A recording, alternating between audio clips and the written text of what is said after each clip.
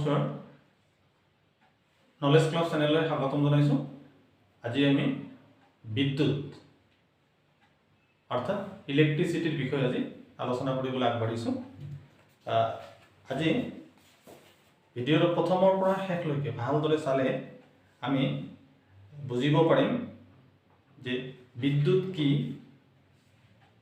বিদ্যুৎ কিহেৰে গঠিত, বিদ্যুৎ বৰ্তনীত কেনেকৈ প্ৰবাহিত হয় আৰু বিদ্যুৎ প্ৰবাহ নিয়ন্ত্ৰণ বা পৰিচালনা কৰিবলৈ কি কি কাৰকৰ প্ৰয়োজন হয় সেইখিনি আমি জানিবলৈ সক্ষম হম। তো প্ৰথমতে আৰম্ভ কৰিছো আধান। আধান কি? বিদ্যুৎ আধান বা ইলেক্ট্ৰিক চাৰ্জ বুলি কোৱা হয়। বিদ্যুৎ আধান ইংলিছত কোৱা হয় ইলেক্ট্ৰিক চাৰ্জ।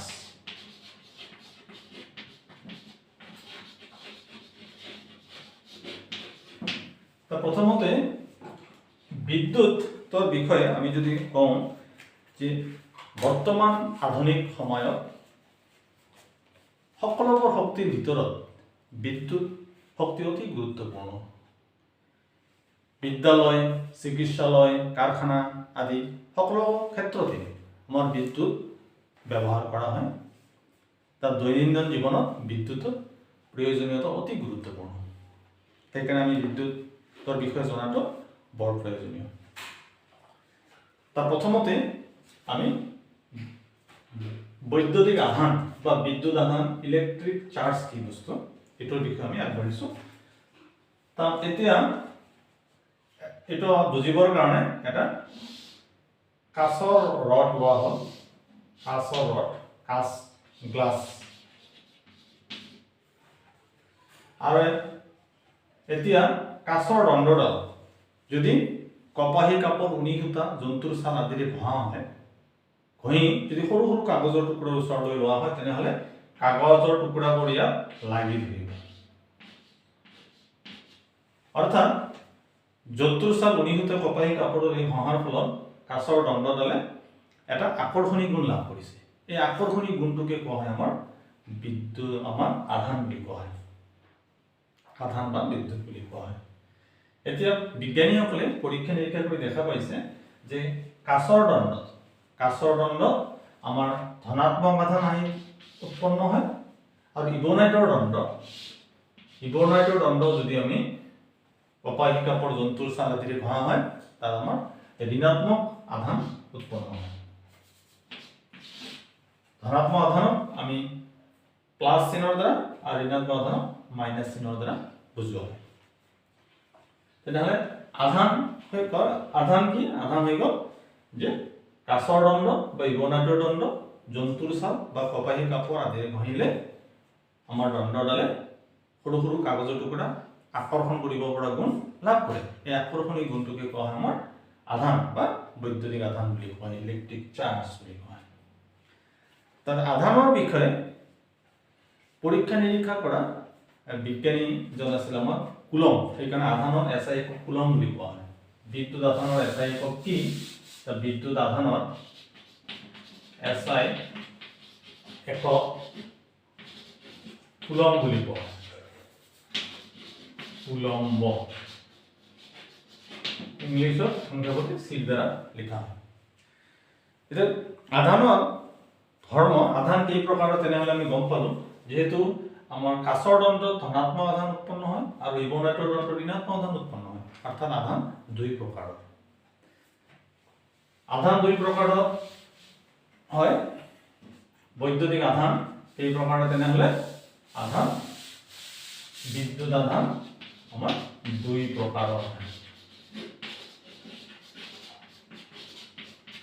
এটা হ'ল ধনাত্মক আধান আৰু এটা হ'ল ঋণাত্মক আধান। এতিয়া আধানৰ ধৰ্ম আছে। আধানৰ ধৰ্মটো আমি চাওঁ। আধানৰ ধৰ্ম। আধান দুই প্ৰকাৰৰ কি কি গম পালো। এটা হ'ল ধনাত্মক পজিটিভ চাৰ্জ বুলি কোৱা হয়, ধনাত্মক আধান, আৰু এটা হ'ল আমাৰ ঋণাত্মক আধান, নেগেটিভ চাৰ্জ বুলি কোৱা হয়। এতিয়া আধানৰ ধৰ্ম কি হ'ল? দুটা ধৰ্ম আছে। এইটো এটা আধান আৰু এইটো এটা আধান, এইটো বিপৰীতধৰ্মী আধান। তাহলে বিপৰীতধৰ্মী আধানৰ মাজত আমাৰ আকৰ্ষণ ঘটে, এইটো এটা ধৰ্ম। আনলাইক চাৰ্জ এট্ৰাক্ট, বিপৰীতধৰ্মী আধানৰ মাজত আকৰ্ষণ হয়। আৰু 2 নম্বৰ ধৰ্ম কি, একেধৰ্মী আধান যদি হয়, এইটো পজিটিভ এইটো পজিটিভ, তেনে ক্ষেত্ৰত আমাৰ বিকৰ্ষণ ঘটে, এইটো বিকৰ্ষণ। লাইক চাৰ্জ ৰিপিল, বা আমাৰ ঋণাত্মক যদি হয়, এটাও যদি ঋণাত্মক হয়, তেনেহলে একেধৰ্মী হ'ব, একেধৰ্মী আধানৰ মাজত আমাৰ বিকৰ্ষণ হয়। তেনেহলে আধানৰ ধৰ্ম দুটা কি কি, আধানৰ ধৰ্ম দুটা হ'ল যে একেধৰ্মী আধানৰ মাজত বিকৰ্ষণ ঘটে আৰু বিপৰীতধৰ্মী আধানৰ মাজত আকৰ্ষণ ঘটে, এইটো আধানৰ ধৰ্ম হৈ গ'ল। এতিয়া আধানৰ SI একক কুলম, আমি এইমাত্ৰ গম পালো যে আধানৰ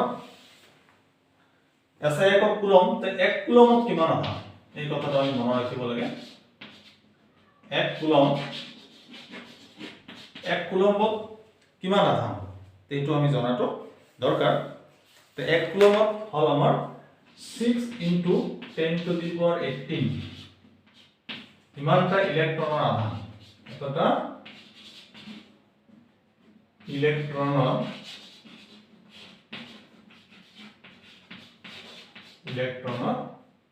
আধান, এইটো আমি মনত ৰাখিব লাগিব, প্ৰব্লেম সলভ কৰোঁতে লাগিব। তেনে 1 কুলম আধান কিমান, তাহলে 1 কুলম আধান হল 6 × 10⁻18 টা ইলেক্ট্ৰনৰ থকা আধান, এইটো হৈ গ'ল। এতিয়া নেক্সট আমি আগবাঢ়িছো নম্বৰ 2 লৈ আগবাঢ়িছো, বিদ্যুৎ প্ৰবাহ। বিদ্যুৎ প্ৰবাহ ইংলিছত কোৱা হয় ইলেক্ট্ৰিক কাৰেন্ট বুলি কোৱা হয়, ইলেক্ট্ৰিক কাৰেন্ট। ইয়াক I দ্বাৰা বুজোৱা হয়, I মানে আমাৰ বিদ্যুৎ প্ৰবাহ। আধানৰ প্ৰবাহ কোনো পৰিবেশী পদাৰ্থ, এটা এটা পৰিবেশী পদাৰ্থ, কোনো এটা পৰিবেশী পদাৰ্থৰ মাজেৰে আধানৰ প্ৰবাহৰ হাৰকে কোৱা হয় বিদ্যুৎ প্ৰবাহ। আমাৰ ইয়াত ধৰা হল t সময়ত এই পৰিবেশীটোৰ মাজেৰে যদি q পৰিমাণৰ আধান বৈ যায়, তেনে ক্ষেত্ৰত আমাৰ প্ৰবাহ হ'ব আমাৰ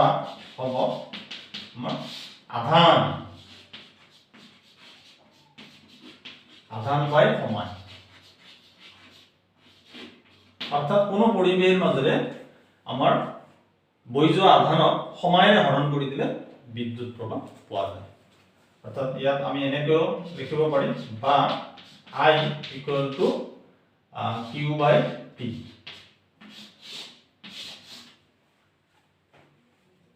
ইয়াত আমাৰ আধানৰ প্ৰবাহৰ হাৰকে বিদ্যুৎ প্ৰবাহ বুলি কোৱা হয়। Flow of electric charge is called current, নাইবা আমাৰ ইলেক্ট্ৰনৰ প্ৰবাহৰ হতক বিদ্যুৎ প্ৰবাহ বুলি কোৱা হয়। The flow of electron through a conductor is called electric current, দুটাই ক'ব পাৰি। এতিয়া এককটো কি আছে, আমাৰ সকলো পদাৰ্থৰে একক আছে, সকলো ভৌতিক ৰাশিৰ একক থাকে, আমাৰ প্ৰবাহৰ একক আছে। প্ৰবাহৰ এককটো কেনেকৈ হ'ব, এই আধানৰ একক হ'ল কুলম, আৰু সময়ৰ একক হ'ল সেকেন্ড। অৰ্থাৎ প্ৰবাহৰ SI একক হ'ব কুলম পাৰ সেকেন্ড, আৰু এইটো আমাৰ বিজ্ঞানীৰ সন্মানাৰ্থে প্ৰবাহৰ SI একক দিয়া হৈছে এম্পিয়াৰ বুলি কোৱা হয়। এই এককটোৰ নাম কোৱা হৈছে এম্পিয়াৰ।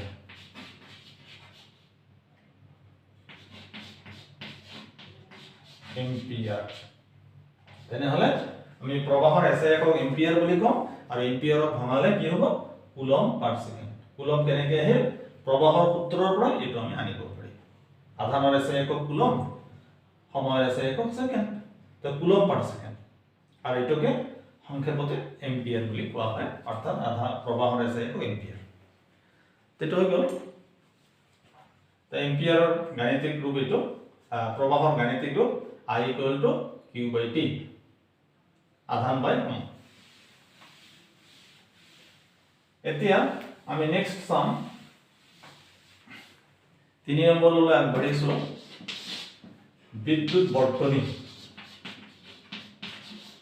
ইলেক্ট্ৰিক সাৰ্কিট,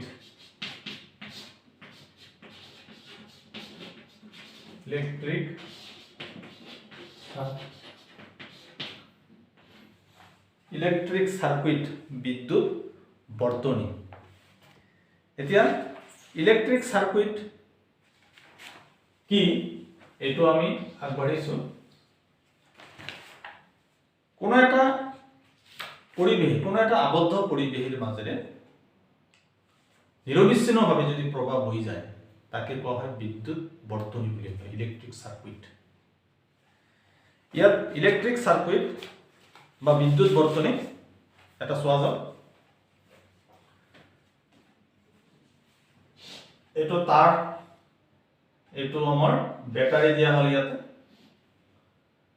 দুটা ব্যাটাৰি দিলে এনেকা দুটা ব্যাটাৰি দিয়া হল, এইটো চাবি দিয়া হল,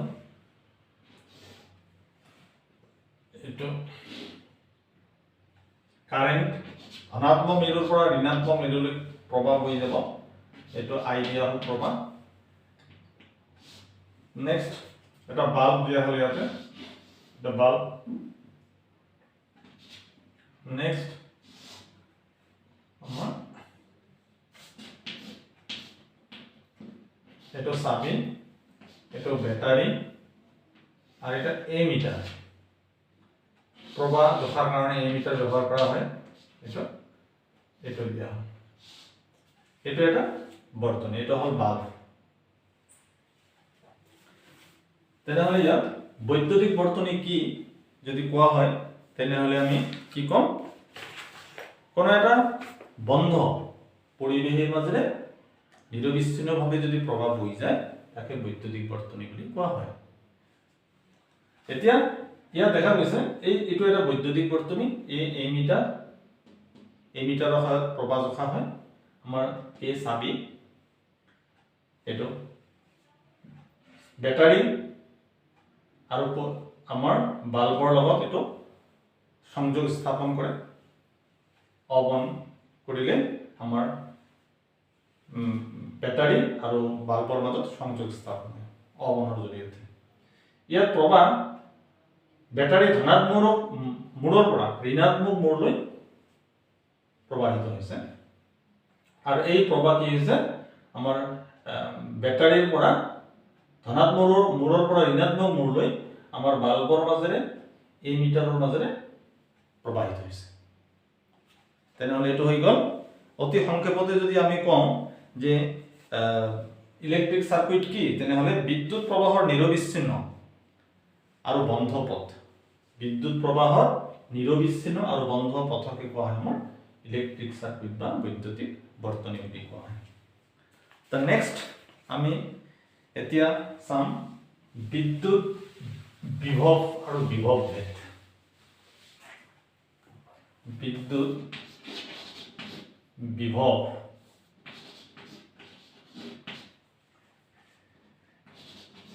ইলেক্ট্ৰিক পটেনশিয়াল বুলি কোৱা হয় ইংলিছত,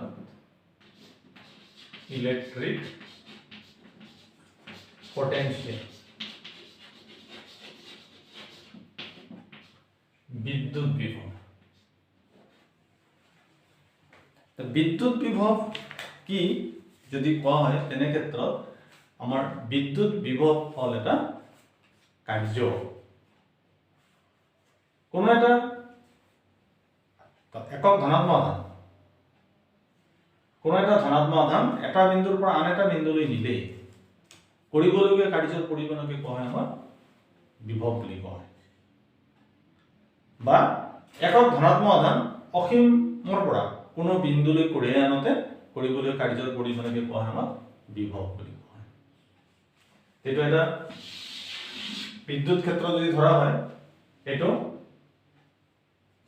ইয়াত অসীম দূৰত্ব বুলি ধৰা হয় একক ধনাত্মক আধান এই ক্ষেত্ৰখনে ইমানলৈকে ক্ৰিয়া নকৰে যি অঞ্চলত আমাৰ বিদ্যুৎ ক্ষেত্ৰখনে ক্ৰিয়া নকৰে তাকে অসীম দূৰত্ব বুলি কোৱা হয় এই অসীম দূৰত্বৰ পৰা বা আমাৰ একক ধনাত্মক আধান আমাৰ অসীমৰ পৰা কোনো এটা বিন্দুলৈ বিদ্যুৎ ক্ষেত্ৰৰ কোনো এটা বিন্দুলৈ কঢ়িয়াই আনোতে যিখিনি কাৰ্য কৰিব লাগে সেই কাৰ্যৰ পৰিমাণ কৰিবলগীয়া কাৰ্যৰ পৰিমাণে কোৱা হয় বিভৱ বিভৱক ভিৰ দ্বাৰা বুজায় তাৰ বিভৱ কি হ'ব তেনেহ'লে যদি কোৱা হয় বিভৱ হ'ব বিদ্যুৎ বিভৱ হ'ব আমাৰ আধানৰ ওপৰত ক্ৰিয়া কৰা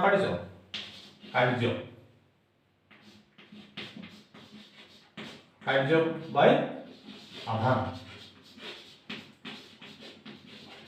অর্থাৎ বিভবক যদি ভি দ্বারা বুঝা হয় V equal to W by Q এটা হল বিভবৰ সূত্ৰ তেনেহলে অসীমৰ পৰা একক ধনাত্মক আধান কঢ়িয়াই আনতে কৰা কাৰ্যৰ পৰিমাণে হল আমাৰ বিভৱ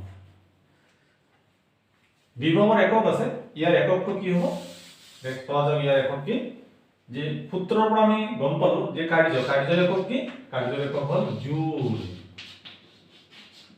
আৰু ইয়াত আধানৰ একক কি আধানৰ একক কুলম অৰ্থাৎ বিভৱৰ একক আমাৰ জুল বাই কুলম বুলি ক'ব পাৰি ইয়াত বিজ্ঞানীৰ সম্মানাৰ্থে আমাৰ বিজ্ঞানীৰ নামত এই এককটো দিয়া হৈছে সংক্ষেপতে অৰ্থাৎ জুল বাই কুলম এটো ভল্ট বুলি কোৱা হয় ভল্ট অৰ্থাৎ আমি বিভৱৰ এসআই একক ভল্ট বুলি কম আৰু ভল্টক ভঙাই দিলে জুল বাই কুলম সমকৈ বিদ্যুৎ বিভৱ বা ইলেক্ট্ৰিক পটেনশিয়ালৰ এসআই একক কি তেনে আমি ভল্ট বুলি কম এইটো হৈ গল বিভৱ আৰু বিভৱ ভেদ একেই এতিয়া আমি শিকিম বিভৱ ভেদ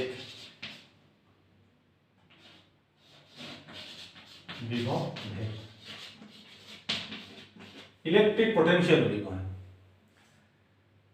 যেনেকৈ পাইপৰ মাজেৰে পানীৰ সোঁত ববলৈ হলে চাপৰ পাৰ্থক্য থাকিব লাগিব কম বেছি থাকিব লাগিব ইয়াতো কোনো পৰিৱেশৰ মাজেৰে যদি প্ৰবাহ চালিত হ'ব লাগে তেনেহলে তাত বিভৱ ভেদ থাকিব লাগিব বিভৱ ভেদৰ কাৰণে কোনো পৰিৱেশৰ মাজেৰে প্ৰবাহ হৈ যায় এতিয়া বিভৱ ভেদ কি তেনেহলে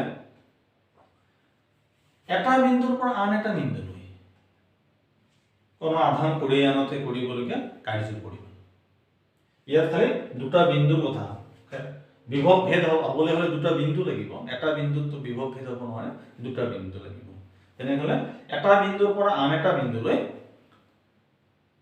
একক ধনাত্মক আধান আনতে কৰিবলগীয়া কাৰ্যৰ পৰিমাণকে কোৱা হয় আমাৰ বিভৱ ভেদ ইয়াৰ সূত্ৰটো একেই বিভৱ ভেদ আৰু বিভৱৰ সূত্ৰ একেই হয় ইয়াতো আমাৰ সূত্ৰটো হ'ব আমাৰ বিভৱ ভেদক যদি ভি দ্বাৰা বুজায় ভি ইকুয়াল টু আমাৰ ডব্লিউ বাই কিউ বিভৱৰ একক ভল্ট ইয়াত বিভৱ ভেদৰ একক ভল্টেই তো বিভৱ ভেদ হৈ গল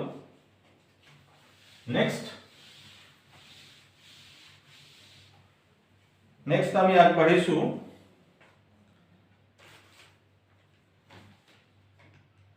ওমৰ সূত্ৰলৈ এতিয়া আমি আগবাঢ়িছো ওমৰ সূত্ৰ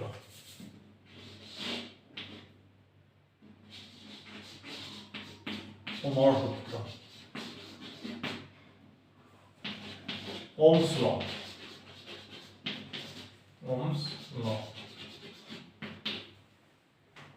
কোনো এটা পৰিৱেশী পদাৰ্থ আৰু বিভৱ ভেদ ইয়াৰ মাজত কিবা সম্বন্ধ আছে নে এইটো এটা পৰিৱেশী পদাৰ্থ ইয়াৰ মাজেৰে প্ৰবাহিত হৈছে প্ৰবাহ বৈ গৈছে এতিয়া কোনো পৰিৱেশী পদাৰ্থৰ বিভৱ ভেদ আৰু প্ৰবাহৰ মাজত কিবা সম্বন্ধ আছে নে নিশ্চয় আছে এটা পৰিৱেশী দুইমূৰৰ বিভৱ ভেদ আৰু ইয়াৰ মাজেৰে প্ৰবাহৰ মাজত এটা সম্বন্ধ আছে আৰু এই সম্বন্ধটো প্ৰথমতে ওমে উলিয়াইছে আৰু এইটো হ'ল ওমৰ ওমে কি দেখুৱাইছে এইটো এটা পৰিৱেশী এ মূল আৰু এইটো বি মূল এতিয়া A মূৰৰ বিভৱ ভেদ যদি আমি 5 ভোল্ট ধৰো, B মূৰৰ বিভৱ ভেদ যদি আমাৰ 2 ভোল্ট ধৰো, ইয়াত 5 ভোল্ট ধৰিলে কিন্তু ইয়াৰ মাজেৰে প্ৰবাহ হৈ নাযায়, কাৰণ ইয়াত বিভৱ ভেদ থাকিব, বিভৱ ভেদৰ কাৰণে প্ৰবাহ হৈ যায়।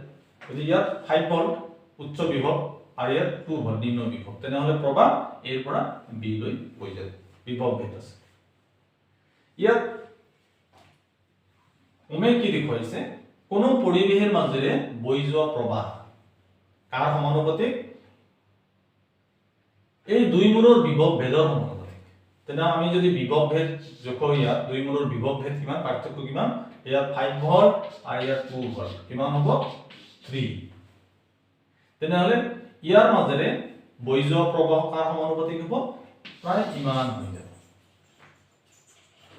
অৰ্থাৎ আমাৰ তেনেহলে আমি ফাইনালি এইটোই মনত ৰাখিম, ওমৰ সূত্ৰটো কি, ওমৰ সূত্ৰটো আমাৰ হ'ব কোনো পৰিৱেশৰ দুই মূৰৰ বিভৱ ভেদ ইয়াৰ মাজেৰে বৈ যোৱা প্ৰবাহৰ সমানুপাতিক।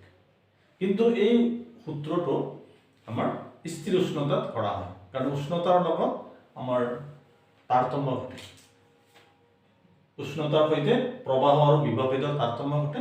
গতিকে স্থিৰ উষ্ণতাতে আমাৰ বিভৱ ভেদ আৰু প্ৰবাহৰ সম্বন্ধটো সঠিক হয়। অৰ্থাৎ ওমৰ সূত্ৰটো তেনেহলে এনেকৈ গ'লে বেছি ভাল হ'ব, স্থিৰ উষ্ণতাত কোনো পৰিৱেশৰ মাজেৰে বৈ যোৱা প্ৰবাহ দুই মূৰৰ বিভৱ ভেদৰ সমানুপাতিক। অৰ্থাৎ যদি বিভৱ ভেদ ভি, যদি বিভৱ ভেদ ভি প্রবাহ বিভব ভেদ ভি, যদি বিভব ভেদ ভি তেনে প্রবাহ আই সমানুপাতিক ভি বা ভি সমানুপাতিক আই। অর্থাৎ প্রবাহ বিভব ভেদৰ সমানুপাতিক বা বিভব ভেদ প্ৰবাহৰ সমানুপাতিক হয়। এইটো যদি আমি সজাই লোৱা হয় তেনেহলে এটা আই আৰ হ'ব। এইটো হল ওমৰ গাণিতিক প্ৰকাশ ৰাখি V equal to I R. ইয়াত আমাৰ ধ্ৰুৱক, ইয়াত ধ্ৰুৱক আৰক পৰিবাহী ৰোধ বুলি কোৱা হয়, পৰিবাহী ৰোধ বুলি এইটো মনত ৰাখিলে হ'ল। তেনেহলে আকৌ এবাৰ কৈছো ওমৰ সূত্ৰটো কি, তেনেহলে ওমৰ সূত্ৰটো হলগে স্থিৰ উষ্ণতা কোনো পৰিবেশৰ দুই মূৰৰ বিভৱ ভেদ ইয়াৰ মাজেৰে বৈ যোৱা প্ৰবাহৰ সমানুপাতিক। ইয়াৰ গাণিতিক প্ৰকাশ ৰাখিটো হল V equal to I R, যত আৰ হল পৰিবেশৰ ৰোধ।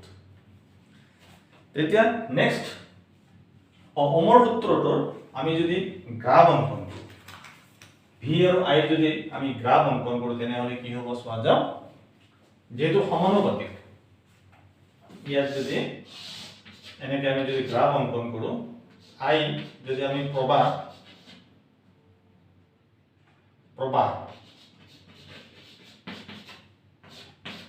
আৰু ভি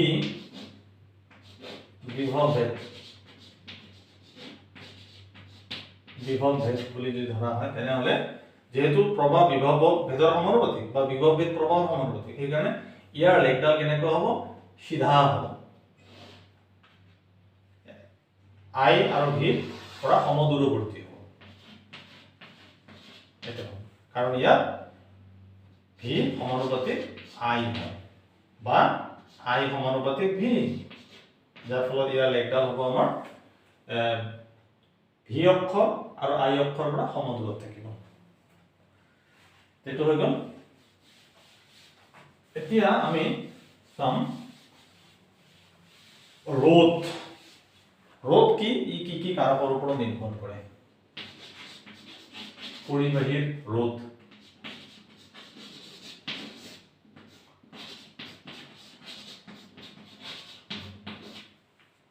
পৰিবাহী ৰোধ আৰু ইয়াৰ কাৰক কি কাৰকৰ ওপৰত নিৰ্ভৰ কৰে, ফেক্টৰ। একচুয়ালি কোনো পৰিবাহীৰ মাজেৰে বৈ যোৱা প্ৰবাহ বাধা দিয়া ধৰ্মটোকেই ৰোধ বুলি কোৱা হয়। এতিয়া ওমৰ সূত্ৰ মতে যদি আমি চাওঁ, ওমৰ সূত্ৰটো কি আছিলে? ওমৰ সূত্ৰটো হ'ল V = IR। ইয়াত আৰব ৰোধ বুলি কোৱা হয়। তেনেহলে ৰোধৰ সূত্ৰটো যদি আমি এৰেঞ্জ কৰো, সজাই লোৱা হয়, R যদি সজাই লোৱা হয়, R = কি হ'ব? V/I। R ৰ লগত যেটো আছে তলত যাব। ইয়াত তেনেহলে কি হ'ল? R মানে হ'ল ৰোধ আৰু I মানে হ'ল বিভব বেদ আৰু I মানে হ'ল প্ৰবাহ। অৰ্থাৎ আমাৰ কোনো একটা পৰিবেশে বিভব ভেদ আৰ প্ৰবাহৰ অনুপাতকে ৰোধ বুলি কোৱা হয়। ৰোধৰ একক কি? ৰোধৰ একক হল আমাৰ ওম। পৰিবেশী ৰোধ হৈ গল আৰু ৰোধৰ একক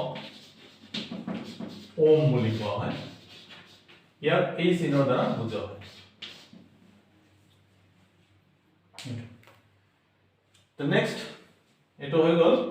এতিয়া আমি চাম পৰিবেশী ৰোধ কি কি কাৰকৰ ওপৰত নিৰ্ভৰ কৰে। এটা ইম্পৰ্টেন্ট হয়।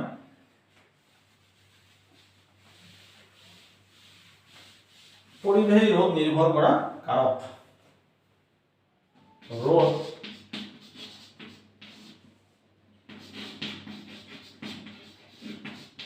নিৰ্ভৰ কৰা কাৰক।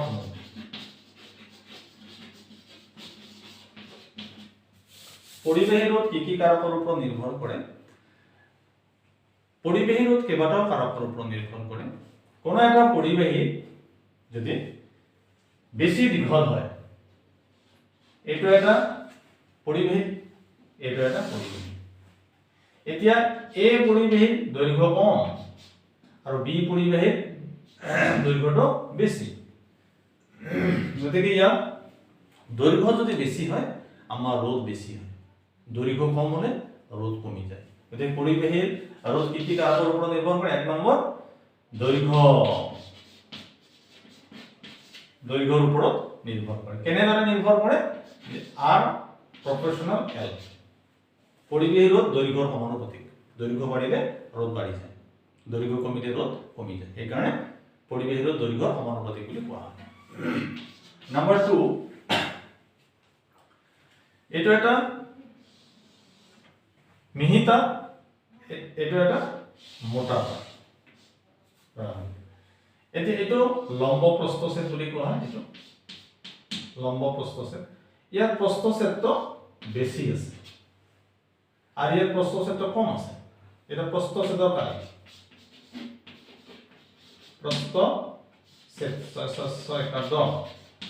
প্ৰস্থছেদৰ কালি এৰিয়া অফ ক্ৰছ সেকশন বুলি কোৱা হয়। দেখা গৈছে এ তাৰ মিহি, ইয়াৰ লম্ব প্ৰস্থছেদ কম, বহলটো কম, থিকনেসটো কম। আৰু বি তাৰ ইয়াৰ লম্ব প্ৰস্থছেদটো বেছি আছে, অৰ্থাৎ ইয়াৰ থিকনেসটো বেছি আছে। অৰ্থাৎ ইয়াৰ মাজেৰে, যেহেতু ইয়াৰ থিকনেস বেছি, ইয়াৰ মাজেৰে প্ৰবাহ ইজিলি বৈ যাব পাৰিব। অৰ্থাৎ ইয়াৰ বাধা কম হ'ব, ৰোধ কম হ'ব। অৰ্থাৎ তেনেহলে আমাৰ মিহি তাৰৰ ৰোধ বেশি হব, কাৰণ তাৰ লম্ব প্ৰস্থছেদ কম, বহল কম, যাওঁতে অসুবিধা হয়। কিন্তু মোটা শকত তাৰৰ আমাৰ লম্ব প্ৰস্থছেদটো বেশি হওয়াৰ কাৰণে ঠাই বেশি থাকে আৰু ইয়াৰ মাজে সহজে প্ৰবাহ বৈ যাব পাৰে। অৰ্থাৎ মোটা তাৰৰ ৰোধ কম, মিহি তাৰৰ ৰোধ বেশি। অৰ্থাৎ তেনেহলে পৰিবেশী ৰোধ প্ৰস্থছেদৰ কালিৰ ওপৰত নিৰ্ভৰ কৰে। প্ৰস্থছেদৰ কালিৰ ওপৰত নিৰ্ভৰ কৰে। কিদৰে নিৰ্ভৰ কৰে? পৰিবেশী ৰোধ প্ৰস্থছেদৰ কালিৰ ব্যস্ত অনুপাতিক হয়। অর্থাৎ পরিবেশী রোধ বাড়িলে আমার প্রস্থছেদ কমি যায়, আর পরিবেশী রোধ কমিলে প্রস্থছেদটো বাড়ি যায়। এটা বাড়িলে যদি আনটো কমে, তেনে ক্ষেত্ৰত আমাৰ ব্যস্তানুপাতিক হয়। অৰ্থাৎ তেনেহলে আমাৰ পৰিবাহীৰ ৰোধ আমাৰ মিহি তাৰৰ ৰোধ বেছি হ'ব, মোটা তাৰৰ ৰোধ কম হ'ব। কাৰণ কি মোটা তাৰৰ প্ৰস্থচ্ছেদকালী বেছি, এইকাৰণে ৰোধটো কম। সেইকাৰণে পৰিবাহী ৰোধ প্ৰস্থচ্ছেদকালীৰ ব্যস্তানুপাতিক বুলি কোৱা হয়। 3 নম্বৰ, পদাৰ্থৰ প্ৰকৃতিৰ ওপৰত নিৰ্ভৰ কৰে। পদাৰ্থটো কিহেৰে গঠিত সেই তাৰ প্ৰকৃতিৰ ওপৰত নিৰ্ভৰ কৰে। পদাৰ্থৰ প্ৰকৃতি। 4 নম্বৰ, ইয়াতো আমাৰ অমৰ সূত্ৰ আমি গম পাইছো যে অমৰ সূত্ৰটো স্থিৰ উষ্ণতাত কোনো পৰিবেশী দুই মোলৰ বিভৱবিদ ইয়াৰ মাজেৰে চালিত প্ৰবাহৰ সমানুপাতিক। অৰ্থাৎ অমৰ সূত্ৰটো স্থিৰ উষ্ণতাত পৰীক্ষা কৰা হৈছে। ইয়াতো আমাৰ উষ্ণতাৰ ওপৰত ৰোধ নিৰ্ভৰ কৰে। যেনে উষ্ণতা বাড়িলে ৰোধ বাড়ে, উষ্ণতা কমিলে ৰোধ কমে, অৰ্থাৎ R সমানুপাতিক T। তেনেহলে পৰিবাহী ৰোধ নিৰ্ভৰ কৰা কাৰকসমূহ কি কি? পৰিবাহী ৰোধ দৈৰ্ঘ্যৰ ওপৰত নিৰ্ভৰ কৰে, পৰিবাহী ৰোধ প্ৰস্থচ্ছেদৰ কালিৰ ওপৰত নিৰ্ভৰ কৰে, পৰিবাহী ৰোধ পদাৰ্থৰ প্ৰকৃতিৰ ওপৰত নিৰ্ভৰ কৰে আৰু উষ্ণতাৰ ওপৰত নিৰ্ভৰ কৰে। এটা হৈ গ'ল। নেক্সট আমি চাই আছো নেক্সট আপেক্ষিক রোধ বা রোধকতা। আপেক্ষিক রোধ বা রোধকতা। ইংরেজিত কোৱা হয় স্পেসিফিক ৰেজিস্ট্যান্স অৰ ৰেজিস্টৰ বুলি কোৱা হয়। তেনে আপেক্ষিক ৰোধ বা ৰোধকতা কি এটো এতিয়া আমি আলোচনা কৰিবলৈ আগবাঢ়িছো। আপেক্ষিক ৰোধ আমি এৰিত পাইছো পৰিবেহী ৰোধ। আমি গম পাইছো পৰিবেহী ৰোধ দৈৰ্ঘ্যৰ সমানুপাতিক আৰু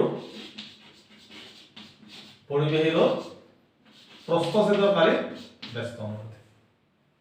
অর্থাৎ এইটো যদি আমি এতিয়া লগ লগাই দিয়া হয়, একেলগে লিখা হয়, তেনেহলে কি হ'ব? R proportional L/A। অর্থাৎ এটা সমানুপাতিক চিন গুচি গলে এটা ধ্ৰুৱক আহিব, এটা ৰ বুলি কোৱা হয় L/A। ইয়াত ধ্ৰুৱক আৰু আপেক্ষিক ৰোধ বুলি কোৱা হয়। আপেক্ষিক ৰোধ বলে স্পেসিফিক ৰেজিস্ট্যান্স বুলি কোৱা হয়। তো পৰিবেহী ৰোধ নিৰ্ভৰ কৰা কাৰকৰ ওপৰত ভিত্তি কৰি এইটো আমি সজালো। সজোৱাত কি হ'ল? R = ৰ L/A। ইয়াত ৰ হল আমাৰ আপেক্ষিক ৰোধ, ইয়াত ধ্ৰুৱক, এই ধ্ৰুৱক আপেক্ষিক ৰোধ বুলি কোৱা হয়। অৰ্থাৎ ইয়াত যদি আমি আৰু সজাব পাৰো, এটা আৰু সজালে কি হ'ব? কনসাইজ কৰিলে যদি ইয়াত L দৈৰ্ঘ্য যদি 1 হয়, প্ৰস্থচ্ছেদৰ কালি যদি 1 হয়, তেনে ক্ষেত্ৰত R = কিমান হ'ব? তেনে ক্ষেত্ৰত R = ৰ হৈ যাব। অৰ্থাৎ একক দৈৰ্ঘ্য একক প্ৰস্থচ্ছেদৰ পৰিবাহী ৰোধকে কোৱা হয় আপেক্ষিক ৰোধ। ভেৰি সিম্পল কি আমাৰ একক দৈৰ্ঘ্য আৰু একক প্ৰস্থচ্ছেদৰ পৰিবাহী ৰোধকে আপেক্ষিক ৰোধ বা ৰোধকতা বুলি কোৱা হয়। ৰোধৰ একক ওম আছিলে, ইয়াত আপেক্ষিক ৰোধৰ একক বা ৰোধকতাৰ একক ইয়াত হ'ল ওম মিটাৰ বুলি কোৱা হয়। ওম মিটাৰ, সংক্ষেপতে ওম মিটাৰ এনেকে লিখি বুজোৱা হয়। আপেক্ষিক ৰোধ কিহৰ ওপৰত নিৰ্ভৰ কৰে? আপেক্ষিক ৰোধ উষ্ণতাৰ ওপৰত নিৰ্ভৰ কৰে আৰু প্ৰকৃতিৰ ওপৰত নিৰ্ভৰ কৰে। এটো হৈ গ'ল। নেক্সট আমি চাম পৰিৱৰ্তনশীল ৰোধ। ৰিওস্টেট পৰিবৰ্তনশীল ৰোধ বা ৰিওস্টেট বুলি কোৱা হয়। এটো কেনেকুৱা? যে বিভৱ ভেদৰ সাল সলনি নকৰাকৈ বিভৱ ভেদৰ উৎস সলনি নকৰাকৈ প্ৰবাহৰ মান নিয়ন্ত্ৰণ কৰা বৈদ্যুতিক সঁজুলিটোকে কোৱা হয় আমাৰ পৰিৱৰ্তনশীল ৰোধক বুলি কোৱা হয়। পৰিৱৰ্তনশীল এইটো এনেকে এইটো ৰোধক এতিয়া পৰিৱৰ্তনশীল ৰোধক আমাৰ এনেকে দিলে পৰিৱৰ্তনশীল ৰোধক বুজায়। তেনে আকৌ এবাৰ কৈছো কি বিভৱ ভেদৰ উৎস সলনি নকৰাকৈ প্ৰবাহৰ মান নিয়ন্ত্ৰণ কৰা বৈদ্যুতিক সঁজুলিটোকে কোৱা হয় আমাৰ পৰিৱৰ্তনশীল ৰোধক। তো পৰিৱৰ্তনশীল ৰোধক আমাৰ কেনেকৈ বুজোৱা হয়? পৰিৱৰ্তনশীল ৰোধক আমাৰ বুজোৱা চিত্ৰটো হ'ল আমাৰ এইটো হৈ গ'ল। পৰিৱৰ্তনশীলতা আৰু বেলেগ ধৰণে বুজাব পাৰি, এনেকৈও বুজোৱা যায়, এনেকৈও বুজোৱা যায় পৰিৱৰ্তনশীল ৰোধক। এইটোও হয়, এইটো দুটা পৰিৱৰ্তনশীল ৰোধক বা ৰিঅ'ষ্টেট বুলি কোৱা হয়। এইটো হৈ গ'ল। নেক্সট এতিয়া আমি আগবাঢ়িছো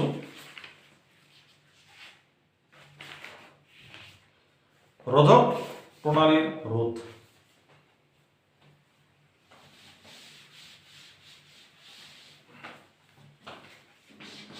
ৰোধক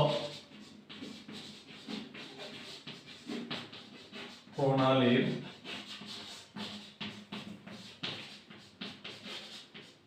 ৰোধ। ৰোধক প্ৰণালীৰ ৰোধ resistance of A system of resistor, ইংলিছত কোৱা হয় resistance of a system of resistor।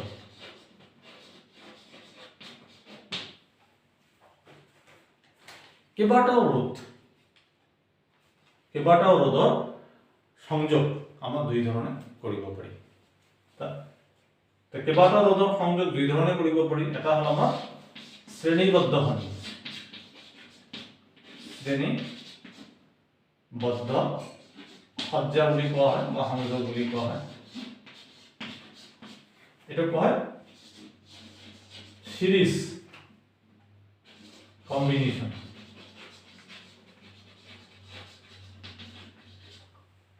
আৰু এটা হ'ল 2 নম্বৰ সমান্তৰাল সজ্জা।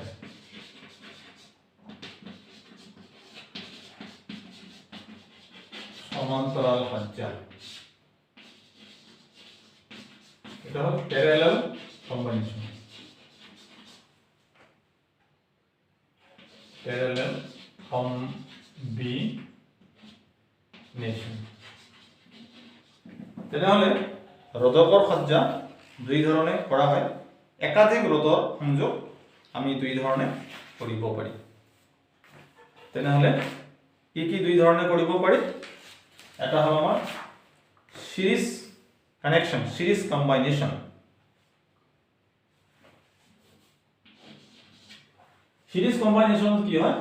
কেইবাটাও ৰোধ এটাৰ লগত আন্তঃ সংযোগ কৰি এটাৰ পিছত আন্তঃ সংযোগ কৰি দেখুওৱা হয়। আমাৰ এইটো চোৱা যাওক, আমাৰ শ্ৰেণীবদ্ধ সজ্জাত ৰোধ দুটা দেখাই দিছো। এতিয়া প্ৰথমতে আমি শ্ৰেণীবদ্ধ সজ্জাত ৰোধৰ সংযোগটো দেখাই দিছো। শ্ৰেণীবদ্ধ সজ্জাত কি হয়? আমাৰ তিনিটা ৰোধ R1 R2 R3 তিনিটা ৰোধ শ্ৰেণীবদ্ধ সজ্জাত সংযোগ কৰিলে কেনেকুৱা হ'ব চোৱা যাওক। ইয়াত এইটো এটা,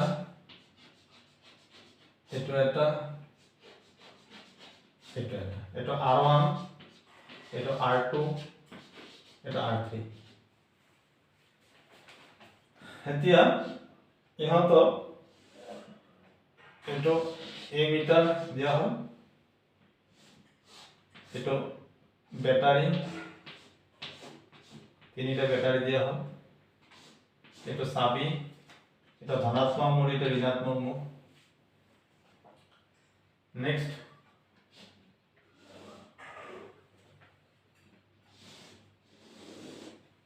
ধনাত্মক মূৰৰ পৰা ইয়াত প্ৰবাহ হৈ যাব প্ৰবাহ সদায় ধনাত্মক মূৰৰ পৰা ঋণাত্মক মূৰৰ পিনে বয়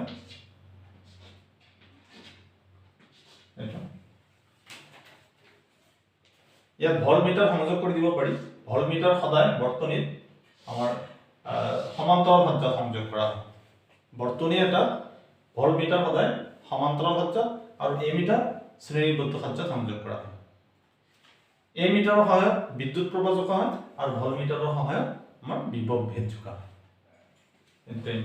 এটা ভল্টমিটাৰ এটা ধনাত্মক মূৰ এটা ঋণাত্মক মূৰ এইটো হৈ গ'ল এতিয়া আমাৰ R1 R2 R3 ৰোধ হল R1 R2 R3 ৰোধ তিনিটা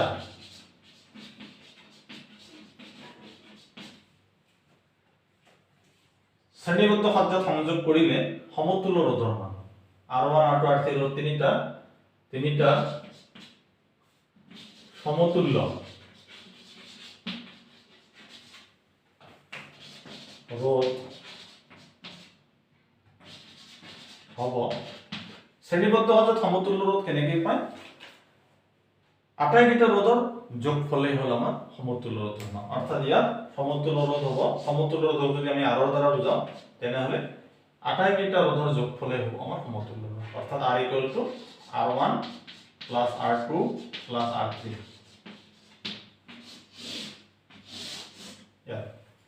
এটা হল আমাৰ সমতুল্য ৰোধ ইয়াত শ্ৰেণীবদ্ধ সজ্জাত কি হয় আমাৰ ইয়াত প্ৰবাহৰ মান একেই থাকে ইয়াত প্ৰবাহ I মানটো একে থাকে এটা বিভৱ সালসলনি হয় বিভৱ ভেদ সালসলনি হয় I টো একে থাকে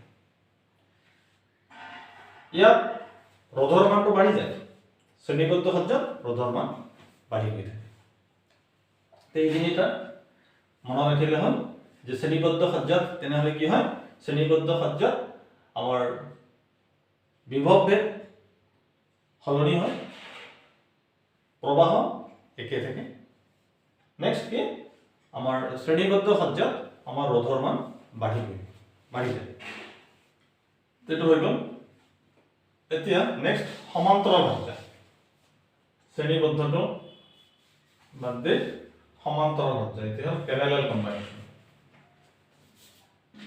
দ্বিতীয়তে সমান্তৰাল সজ্জা সংযোগ এইটো প্যাৰালাল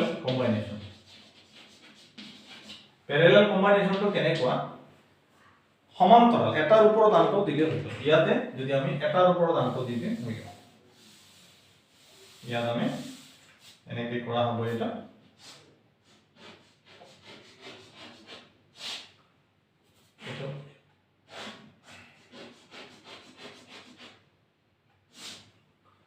এটা দুটা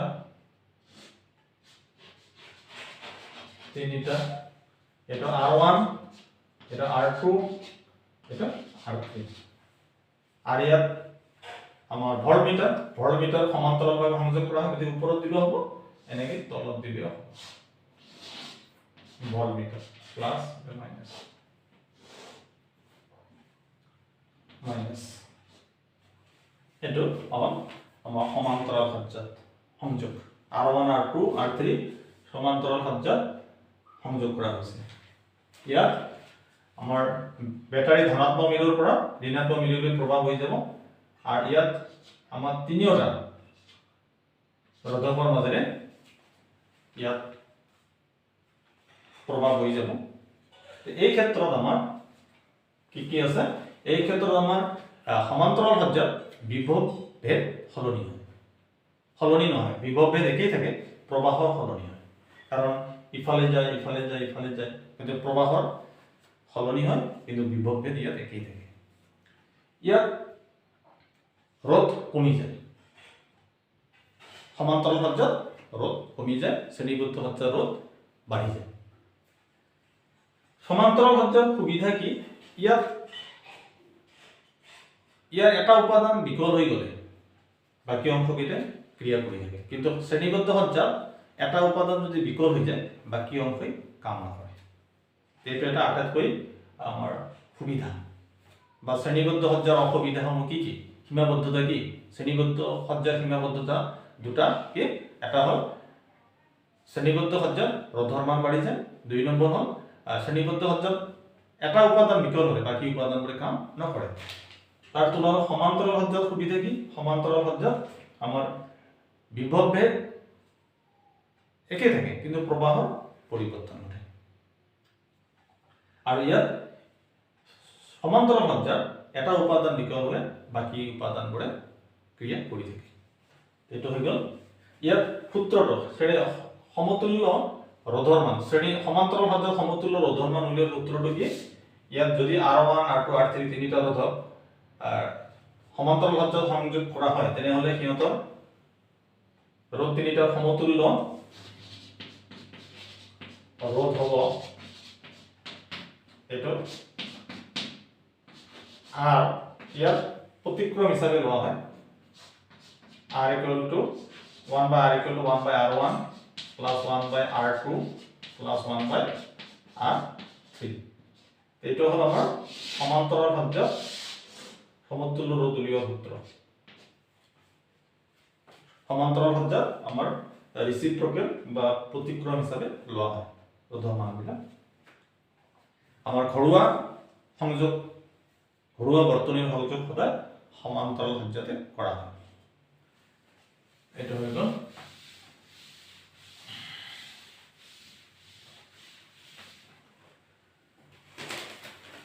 নেক্সট আমাৰ ইয়ালৈকে কোৰ্সত লাগে আৰু দুটা মই তথাপি কৈ দিছো ইম্পৰ্টেন্ট হয়। তাপীয় ক্ৰিয়াৰ জোলৰ সূত্ৰ। তাপীয় ক্ৰিয়াৰ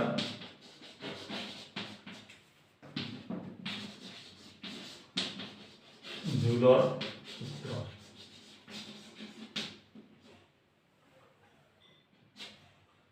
তাপীয় ক্ৰিয়াৰ জোলৰ সূত্ৰটো কি?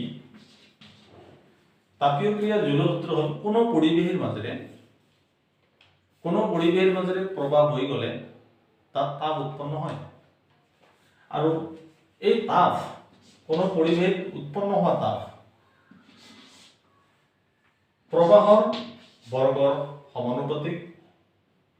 পৰিৱেশ উৎপন্ন হোৱা তাপ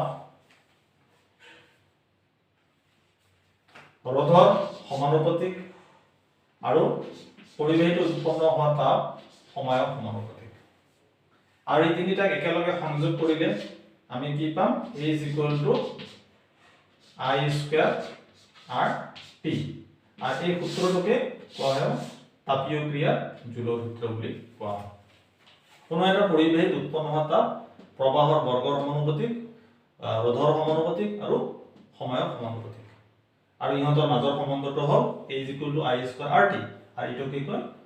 তাপীয় ক্ৰিয়াৰ জোলৰ সূত্ৰ। নেক্সট আমি চাইছো লাষ্ট আমি চাম ইলেক্ট্ৰিক পাওয়াৰ বৈদ্যুতিক ক্ষমতা।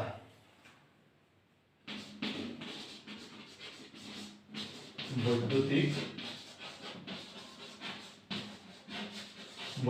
ক্ষমতা ইলেকট্ৰিক পাওয়াৰ। ইলেকট্ৰিক পাওয়াৰ বৈদ্যুতিক বৰ্তনী এটাই শক্তিৰ একক সময়ত কৰা শক্তিৰ ব্যয় বা শক্তিৰ অপচয়, কিমান শক্তিৰ অপচয় কৰে বা কিমান শক্তি ব্যয় কৰে তাকে কোৱা হয় বৈদ্যুতিক ক্ষমতা বুলি কোৱা হয়। ইয়াত যদি ভালকৈ কোৱা হয় এটা বৈদ্যুতিক বৰ্তনীত শক্তিৰ খৰচ বা অপচয়ৰ হাৰকে কোৱা হয় আমাৰ বৈদ্যুতিক ক্ষমতা বা ইলেকট্ৰিক পাওয়াৰ বুলি কোৱা হয়। তা বৈদ্যুতিক ক্ষমতা এটো P দ্বারা বোঝা হয় P = VI। এটা বৈদ্যুতিক ক্ষমতা। এটা আকৌ ওমৰ সূত্ৰৰ মতে যদি আমি আগবঢ়াও তেনেহ'লে ইয়াত কি হ'ব যে v equal to i r আমি ওমৰ সূত্ৰ মতে পাইছো এই ক্ষেত্ৰত যদি আমি i ৰ মান ওলাই লওঁ i ৰ মান ওলালে কি হ'ব i equal to v by r অৰ্থাৎ i ৰ মান ইয়াত যদি বহাই দিয়া হয় তেনেহ'লে v into v by r অর্থাৎ আমাৰ v স্কয়াৰ বাই r এইটো এটা সূত্ৰ হ'ব আৰু এইটো এটা সূত্ৰ হয় তেনে বৈদ্যুতিক ক্ষমতা কি যদি কোৱা হয় এটা বৈদ্যুতিক বৰ্তনীত শক্তিৰ খৰচ বা অপচয়ৰ হাৰকে কোৱা হয় আমাৰ বৈদ্যুতিক ক্ষমতা বুলি কোৱা বৈদ্যুতিক ক্ষমতা কেনেকৈ পোৱা হয় বিভৱ ভেদ আৰু প্ৰবাহ ইনটু কৰিলে বৈদ্যুতিক ক্ষমতা পায় আৰু ইয়াক মডিফিকেশন ওমৰ সূত্ৰ ব্যৱহাৰ কৰি মডিফিকেশন কৰিলে সংযোজন কৰিলে আমাৰ p equal to v square by r বৈদ্যুতিক ক্ষমতাৰ একক আছে বৈদ্যুতিক ক্ষমতাৰ একক হ'ল ওয়াট বুলি কোৱা হয় বৈদ্যুতিক ক্ষমতাৰ একক ওয়াট ইয়াৰ w দ্বাৰা বুজোৱা হয় ওয়াটতকৈ ডাঙৰ একক আছে ইয়াৰ আৰু এটা একক আছে এটো হল আমাৰ বৈদ্যুতিক ক্ষমতাৰ ব্যৱহাৰিক একক বৈদ্যুতিক ক্ষমতাৰ ব্যৱহাৰিক একক হল কিলোৱাট ঘণ্টা কিলোৱাট ঘণ্টা বুলি কোৱা হয় বৈদ্যুতিক ক্ষমতাৰ ব্যৱহাৰিক একক আৰু 1 কিলোৱাট ঘণ্টাকে আমাৰ 1 ইউনিট বুলি কোৱা হয় 1 ইউনিট 1 ইউনিট বুলি কয় 1 ইউনিট কি তেনেহলে 1 কিলোৱাট ঘণ্টাকে 1 ইউনিট বুলি কোৱা তেটো হৈ গল আজিলৈ ইমানতে সমাপ্ত কৰিছো ভিডিওটো চোৱাৰ কাৰণে ধন্যবাদ জনাইছো আকৌ নতুন ভিডিওৰ সৈতে লগ পোৱাৰ আশাৰে নমস্কাৰ